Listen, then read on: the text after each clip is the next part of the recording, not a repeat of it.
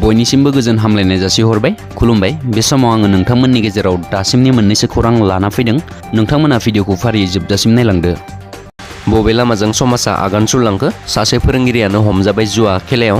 समाजाव फोरोंथाय होनानै सोरांनि लामा लाबोनो नागारै फोरोंगिरिया जुवासो गेलेनो हमबाय।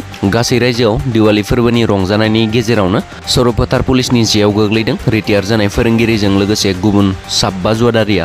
मोनसे स्रोद सुलुंनिफ्राय पुलिसा मोनथिनो मोननानै धनसिरि महकुमानि नावजानाव गोख्रोङै संदाननानै खमैबो 1,40,000 रां, गंसे कार आरो स्कुटिजों लोगोसे 14 जुवादारिफोरखौ हमनो हायो।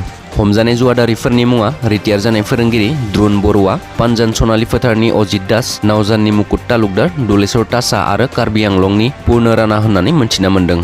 गोजोनथाव खौरां। सोलिफु दाननि 28 अक्ट'बरनिफ्राय 2 नभेम्बरसिम जम्मु काश्मीरनि एसके इन्टार स्टेडियामाव खुंजानो गोनां 31थि सिनियर नेशनेल उसु चेम्पियनशिप 2022 मायथाइनि गेलेनाय बादायलायनायाव बाक्सा जिल्लानि सिङाव थानाय जियागुरि मतिपुर गामिनि राजेन देउरि आरो अनसुलिनि देउरिनि आंगो फिसाजो लक्ष्मीबती देउरिया उसु चेम्पियनशिपनि गेलेनाय बादायलायनायाव बाहागो लानो थाखाय मैया दावबायलांबाय होननानै मोनथिना मोन्दों।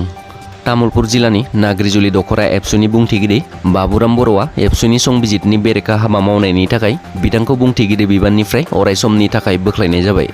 मोनसे दुखुनांथाव जाब्रबथाय। गिर्जानिफ्राय फिसाज्लाजों न' फारसे फैफिननाय समावनो लामायाव बाइकनि साखायाव गोदोनायाव लानाय फास्राया नांथानानै जिउ गोमाबाय सासे आइजोनि।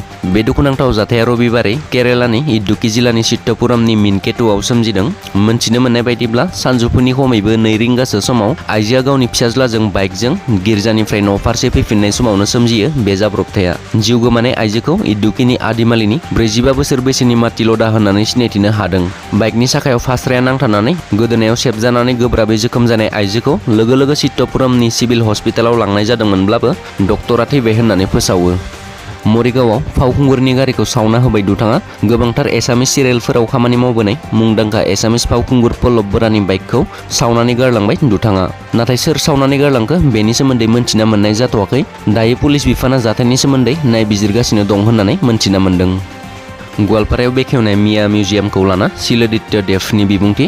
गवालपारानि बांलादेशी मिया मिउजियामखौ सावनानै होनांगौ होननानै गोख्रों रावजों बिबुंथि होदों शिलादित्य देवआ।